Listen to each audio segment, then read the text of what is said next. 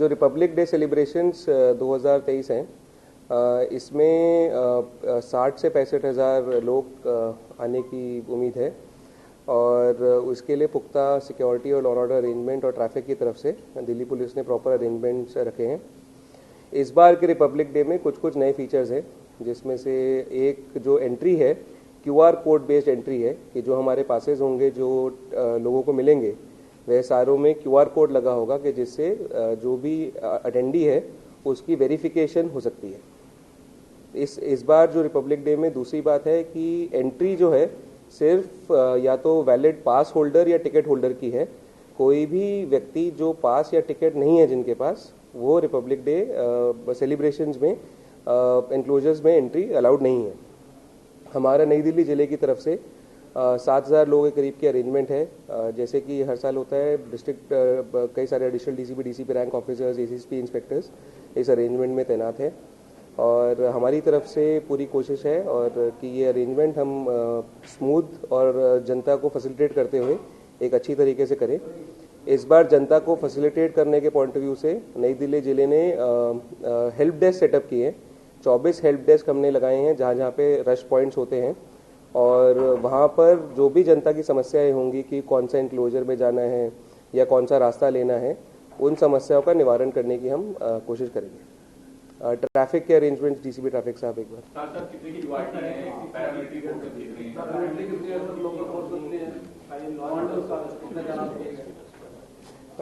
जो डिप्लॉयमेंट है, overall total deployment 6,000 के करीब है। उसमें मेजर कंपोनेंट दिल्ली पुलिस का है और पैरामिलिट्री फोर्सेस का है।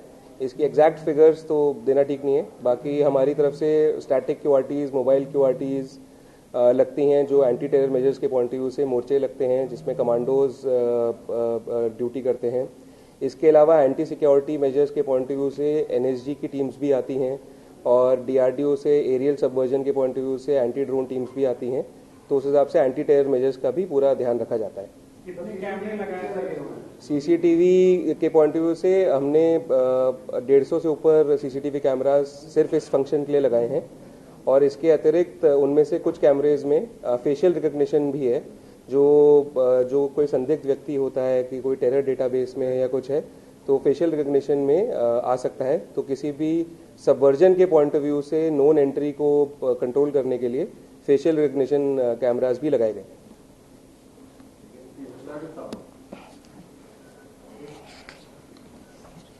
ये जो गणतंत्र दिवस का यातायात का अरेंजमेंट रहेगा, इसको मैं 2 हिस्सों में डिस्कस करूंगा।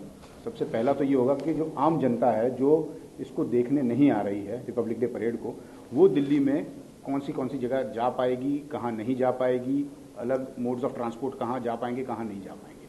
तो शुरुआत करते हैं। हैवी गुड्स व्हीकल और लाइट गुड्स व्हीकल ये एक दिन पहले यानी कि 25 तारीख रात को 9 बजे से दिल्ली के अंदर एंटर नहीं कर पाएंगे। इसके लिए जो नेबरिंग जुरिस्डिक्शंस है वहाँ की पुलिस के साथ कॉरेस्पॉन्डेंस हो चुका है, कोऑर्डिनेशन हो चुका है। वो अपने जुरिस्डिक्शन में अप्रोप्रिएट डाइवर्जन्स करवाएंगे। अब आती है बात जो दिल्ली के अंदर ऑलरेडी मौजूद है, हैवी गुड्स व्हीकल और लाइट गुड्स व्हीकल, तो उनकी मूवमेंट पर कर्व रहेगा। वो मोटा मोटा रिंग रोड के ऊपर ट्रैवल नहीं कर पाएंगे, रिंग रोड के बियॉन्ड बाहरी दिल्ली में मूव कर पाएंगे। रिंग रोड से अंदर की तरफ, नई दिल्ली की तरफ नहीं आ पाएंगे।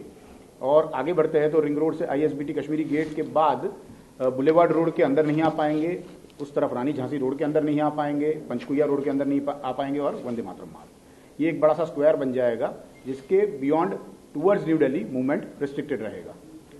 इसके बाद हम बात करते हैं बसेस की। तो यही जो कॉरिडोर है इसके ऊपर बसेस चल पाएगी और इस कॉरिडोर के ऊपर हमने 9 जगह पर अलग अलग टेम्पररी बस टर्मिनल्स बनवाए हैं, वहां पर बस टर्मिनेट कर जाएगी। इसकी डिटेल्स हम लोग ट्रैफिक एडवाइजरी में इश्यू कर चुके हैं। इसके बाद हम बात करते हैं जो लोग बाशिंदे हैं, यहाँ के सिटीजन्स हैं, जो इस ग्रीन कॉरिडोर के अंदर जो डाइवर्जन का रूट है उसके अंदर रहते हैं, तो उनको प्रॉपरली वेरीफाई करने के बाद लोकल पुलिस की सहायता के साथ प्रॉपर वेरीफाई हो गए वो लोग और उसके बाद वो अंदर आ पाएंगे। अगर उनका घर अंदर है तो वो आ पाएंगे बियॉन्ड दैट पॉइंट। इसको हम कंट्रोल्ड एरिया कहेंगे। और एक होगा प्रोहिबिटेड एरिया, जिसके बियॉन्ड टुवर्ड्स कर्तव्य पथ कोई भी नहीं जा पाएगा जिसके पास गाड़ी का लेबल नहीं है। तो ये अलग अलग तरह के रिस्ट्रिक्शंस हो गए। एक मेट्रो की इंपॉर्टेंट बात है, इस बार मेट्रो चालू रहेगी और मेट्रो स्टेशन जो उद्योग भवन और सेंट्रल सेक्रेटेरिएट है, ये दोनों ऑपरेशनल रहेंगे 26 जनवरी को भी। मोर देन 30,000 इन्वाइटीज जो आने वाले हैं परेड देखने के लिए, वो इन मेट्रो स्टेशन का इस्तेमाल करेंगे। तो रफी मार्ग जो है वो पेडेस्ट्रियन हैवी रहेगा, इस पर राहगीर पैदल यात्री काफी रहेंगे। तो यहाँ पर ट्रैफिक मूवमेंट जो व्हीक्यूलर मूवमेंट है उसको हम रिस्ट्रिक्ट करेंगे। अब हम बात करते हैं जो ग्रेजुएटेड रिस्ट्रिक्शंस लागू हो गए 26 तारीख को। ये 26 तारीख को जो रिस्ट्रिक्शंस है ये मूल तौर पर अगर आप देखें तो जो क्रॉस ट्रैफिक है उसके लिए है, और जो देखने आएंगे परेड, विटनेस करने के लिए आएंगे, इनविटेशन होल्डर्स और टिकट होल्डर्स, उनके लिए है। जो 3 रोड है, जनपथ, रफी मार्ग और मानसिंह, इनके ऊपर क्रॉस ट्रैफिक जो है ये अगली रात से ही बंद हो जाता है, रात के 11 बजे से।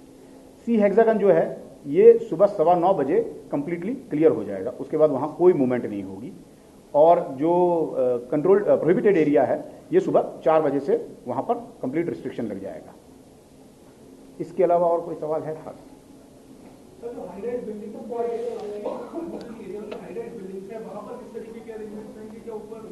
जितनी भी इर्द गिर्द हाई राइज बिल्डिंग्स हैं उन सब में हमारी डिप्लॉयमेंट है। हमारे अलावा सिस्टर सिक्योरिटी एजेंसीज की भी डिप्लॉयमेंट है कि कोई भी एरियल थ्रेट को सबवर्ट करने के लिए उसका प्रॉपर इंतजाम है। उसके लिए हमारे रूफटॉप टीम्स लगती हैं और एंटी ड्रोन मेजर्स जैसे मैंने आपको पहले बताया था, ये सारे डिप्लॉयमेंट है। इन बिल्डिंग्स को हर साल की तरह 25 जनवरी की शाम से सील कर दिया जाएगा। उनको पूरा एंटी साबोटाज चेक करके हमारी बिल्डिंग सीलिंग टीम्स बनती है। 31 टीम्स हैं हमारी नई दिल्ली जिले की जो कि ये सारी बिल्डिंग्स को सील करेंगे।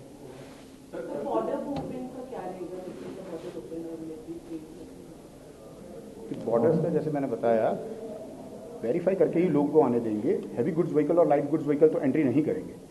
बाकी जो प्राइवेट व्हीकल्स है वो प्रॉपर वेरिफिकेशन के बाद, बॉर्डर पिकेट्स लगती है लोकल पुलिस की, वहाँ वेरिफिकेशन के बाद ही वो अंदर आ पाएंगे। सर 26 जनवरी 15 अगस्त को सिक्योरिटी को लेकर थ्रेट रहता है। सेंट्रल इंटेलिजेंस एजेंसीज ने भी अलर्ट दिया है कि राम मंदिर जैसे जगहों पर या फिर जो दिल्ली में बड़ा कोई राम मंदिर है वो टारगेट किया जा सकता है। तो उसको लेकर आपके पास क्या इन्फो है और सिक्योरिटी मेजर्स को लेकर क्या आपने? जैसे कि आपको पता है कि गणतंत्र दिवस हमारा एक राष्ट्रीय त्यौहार है और बहुत ही चाव से सेलिब्रेट होता है। तो थ्रेट इनपुट हमेशा रहते हैं। इस बार भी थ्रेट इनपुट्स हैं और वैसे ही इस बार G20 है तो किसी का उद्देश्य कि कोई बदनीयती से सेलिब्रेशन को टारगेट कर सकता है। स्पेसिफिक इनपुट्स मैं नहीं शेयर कर सकता है, मैं उसमें नहीं जा सकता, पर जनरली थ्रेट परसेप्शन हाई रहता है और उस हिसाब से इंतजाम लगाए जाते हैं।